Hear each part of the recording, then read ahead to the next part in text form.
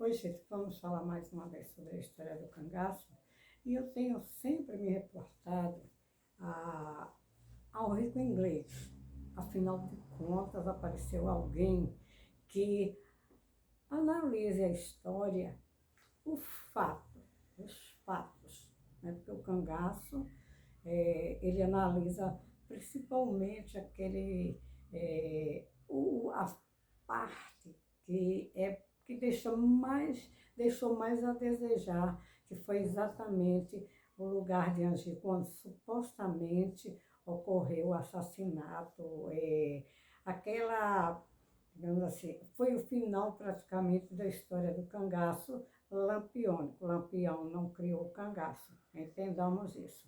Certo? Então, eu falo, e sempre que eu assisto as lives do Rico Inglês, que eu aconselho vocês também lerem, se inscreverem no canal dele e também no meu, né? Porque nós estamos debatendo exatamente a história, mas utilizando métodos científicos, para que nós entendamos mais a história, que foi muito floreada. Quando a história começa a ser passada oralmente e não é testada, não existiu assim à época, né, um interesse maior das autoridades, entre aspas, entendamos, o interesse de investigar. Por que não foi investigada essa questão lá em Angico e apenas ficou naquela... É verdade, não é? O Virgulino está aí, foi morto aí em Angico, a Maria, também a Maria Oliveira, que chamaram depois Maria Bonita, né? Aí então o Rico Inglês ele começa a questionar realmente isso, né? O que é que ocorre com as pessoas que se apaixonam, gostam, né? Admiram essa parte, gente, o crime, o cangaço foi algo de criminosos, de pessoas assaltantes, principalmente o Virgulino. Porque o Virgulino passou mais tempo como cangaceiro, mais de 2 décadas resistindo. Lógico, no meu entendimento eu já falei, né? Continuo dizendo, o Virgulino era um psicopata, e psicopata não é fácil, né? Principalmente naquela época, de identificar aquela personalidade, né? Hoje se tem mais como analisar e reconhecer, ou tentar reconhecer, que os psicopatas, eles aparentemente são inteligentes, alguns são, tem um grau assim eles são bastante perspicazes, assim, quando eles querem pegar a presa, então eles mentem demais, né? Por sinal, vou citar até a doutora Ana Beatriz Barbosa, que é psiquiatra, médica psiquiatra, ela fala muito sobre esse assunto, né? E eu aconselho também que vocês assistam aos vídeos da doutora, né? Da doutora Ana Beatriz. Então, o Rico Inglês ele vai questionar exatamente o fato lá em Angico que ocorreu provavelmente no dia entre 27 e 28 de julho do ano de 1938, e veio do Rio de Janeiro o Melquiades da Rocha, jornalista, né? Que, claro, o jornalista quer vender matéria, jornal, né? E então ele foi fazer a cobertura daqueles corpos lá em Angico, e depois daquele massacre, né, que não se sabe exatamente se foi também ali em Angico, foi naquelas imediações, mas ali, pelo que podemos avaliar, entender, aquilo dali foi uma coisa forjada, né? Mataram várias pessoas, provavelmente assaltantes cangaceiros, sim, e colocaram no lugar ali para tirar uma foto para o jornal. Posteriormente, o mesmo Melquiades da Rocha, uns 5 dias depois, porque isso foi entre 28 de julho de 1938, quando foi, uns 5 dias depois, houve um massacre, supostamente um massacre, na Fazenda Patos, né? Que atribuíram a um outro cangaceiro, que foi o Corisco, que o Corisco não estava em Angico, o Corisco estava no outro lado do Rio São Francisco, no estado de Alagoas. Por sinal, ele não estava naquela, digamos, onde houve aquela chacina por ali, ele não estava. Inclusive porque a Dadá falou depois, né, que escutou o primeiro tiro, né, e disse assim, ali morreu, essa hora, digamos assim, o Virgulino já foi morto. Veja só, né, só para mostrar as discrepâncias que ocorrem, né? E depois vão dizer que houve, depois de Angico, o Corisco foi vingar o compadre Lampião. Se ele não sabia sequer se Lampião estava ali naquele meio, aí foi para a Fazenda Patos.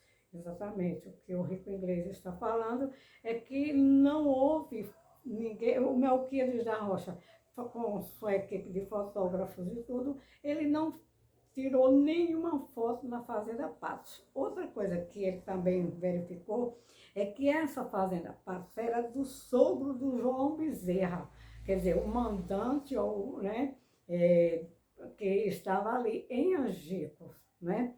E que ele deu os depoimentos depois, que aquele dia tinha chovido torrencialmente, e o Rico Inglês mostra que a possibilidade de ter aquela chuva realmente conforme está no depoimento, no livro do João Bezerra, que ele escreveu depois, e ele vai mostrar que Angico é um lugar ali onde tem aquela cabeceira de drenagem, ou tem água ou não tem água, né?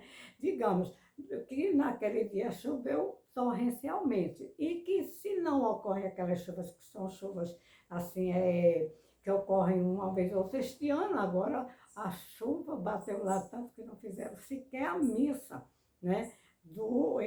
Que sempre fazem lá em Angico para homenagear a alma dos cangaceiros, daquelas pessoas que eram criminosas, né?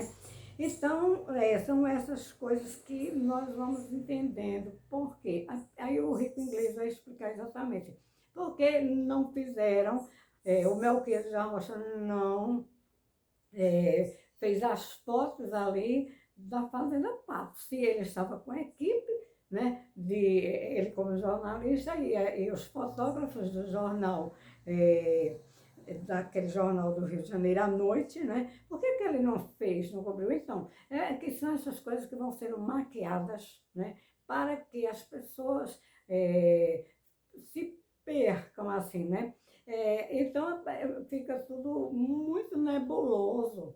Essa história é muito floreada, é nebulosa mesmo. A palavra é exatamente essa, temos que empregar. Essa história, ela é uma história que ela vai passando, e pessoas que não têm, digamos assim, até que escutaram ex-supostos cangaceiros e depois ficam vendendo livro, fazendo rota para o cangaço, e as pessoas vão, gente, outra coisa, como ele falou também, é realmente estarrecedor, né? Dizer, as mulheres no cangaço, coitadas daquelas crianças, praticamente crianças com 12, 14 anos, eram estupradas em cima das pedras, né?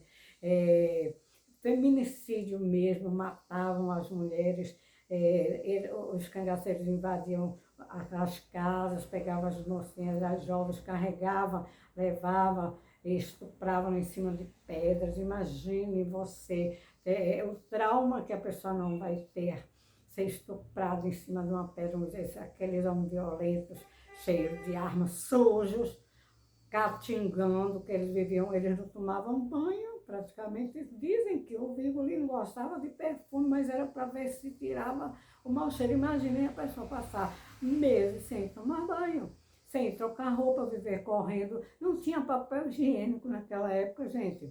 Como é que eles faziam? Eles iam para o meio do mato, praticavam sexo. Eles faziam xixi, faziam cocô, que todo mundo, gente, faz isso. Ninguém deixa de fazer, deixa que se nasce, né? O ser humano, os animais, né?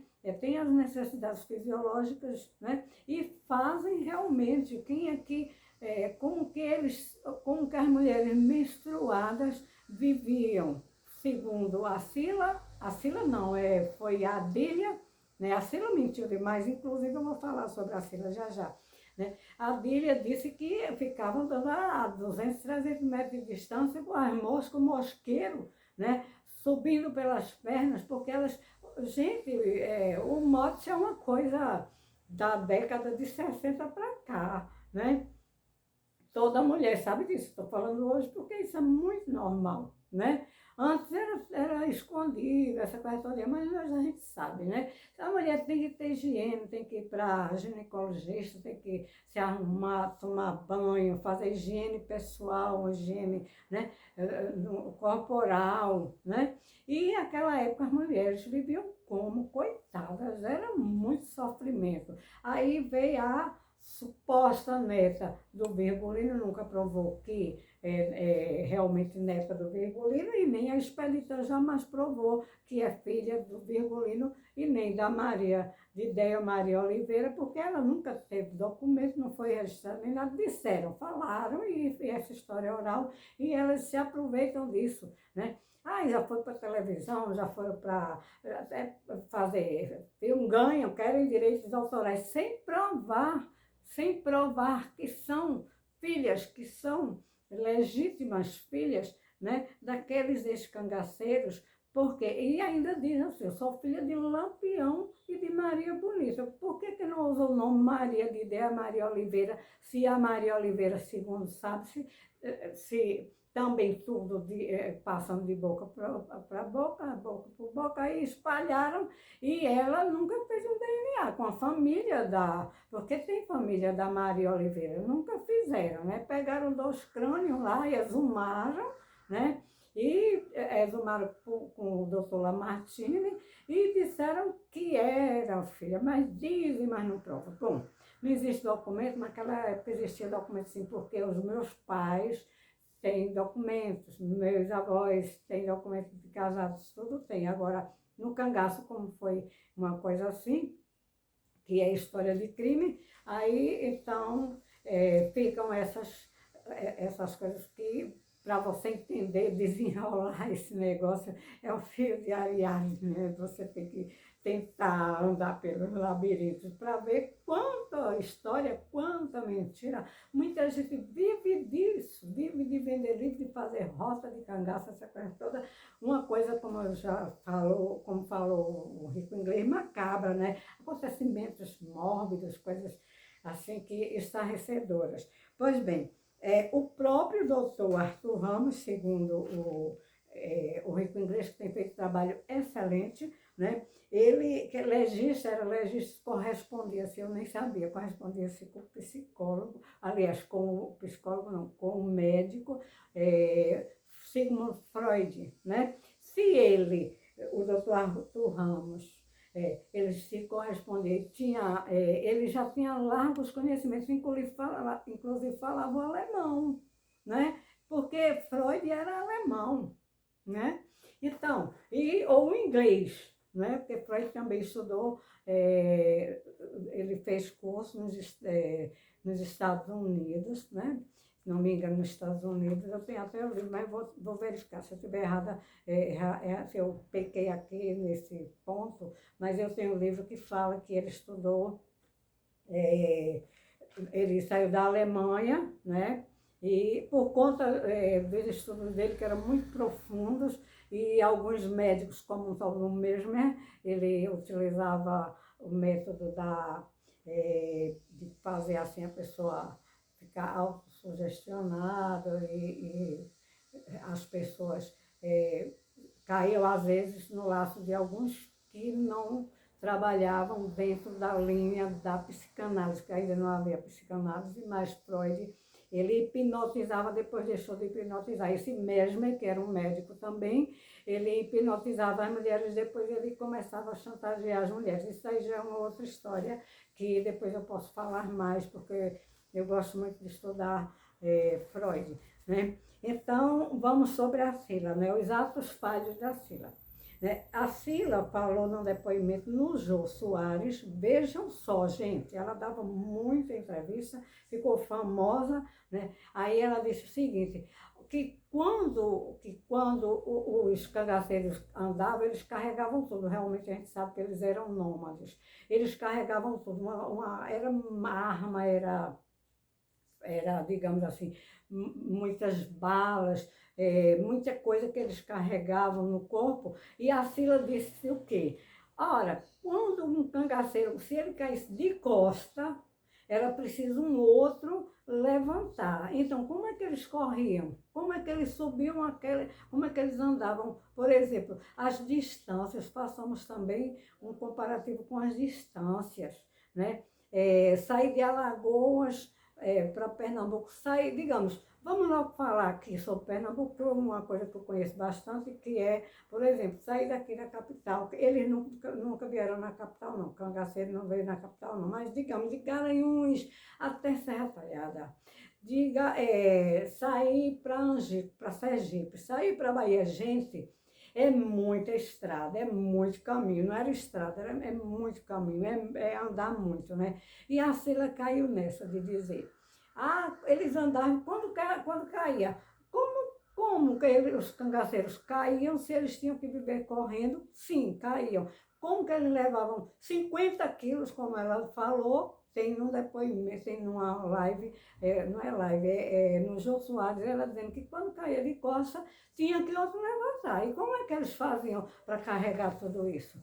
Né? Gente, é muita conversa, é muita história, portanto eu vou ficar por aqui, porque eu estou exatamente falando sobre o rico inglês, porque o rico inglês agora está fazendo uma devassa, está peneirando essas histórias de gente que está fazendo, vamos fazer a Rota do Cangaço. Aí leva um monte de gente, leva 40, 50 pessoas para ficar no meio dos matos, gente.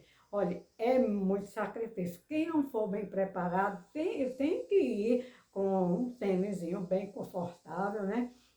Tem que também andar com roupas adequadas, porque espinhos, pedras, lugares como Angico, aquilo dali é uma cabeceira de drenagem de rio, só tem pedra, e ainda querem encontrar balas, vestígios de coisas de 8, 9 décadas atrás. Impossível, impossível. Portanto, vamos aprender a estudar a história do cangaço partindo do fato, né? E partindo que faz parte da criminologia, que eram delinquentes e que as mulheres eram tudo estupradas, havia muito feminicídio, né? Os homens eram estúpidos com as mulheres, se elas não quisessem, eles matavam a paulada, pendurava nas árvores e matava a paulada. Gente, isso é história que atrai alguém? Eu estou falando por quê? Porque a gente está exatamente analisando essas coisas de quem quer fazer filmezinho e dançar dança de cangaceiro, né? Assim, que Lampião costurava, Matiz, né? Ponto Matiz. Quem quiser procura lá, sem bastidor na máquina e na máquina à mão. Jamais, jamais. Eu duvido que alguém bordasse ponto de Matiz, porque eu vi muito minha mãe bordando sem um bastidor e sem uma máquina com pedal, certo? São essas as conversas que existem dentro do cangaço, que muita gente fica iludida, pagam, fazem pacotes para estudar essas conversas, essas coisas que não têm fundamento. Agora, quem quiser conhecer, assim, e tem mais, os museus em Serra Talhada, os museus que estão fundando por aí, não tem uma peça original, porque tudo foi destruído, certo? Aí eles refazem de acordo com as intenções dele para poder ficar vendendo pacote turístico, né? E ganhando dinheiro em cima dessa história macabra, terrível.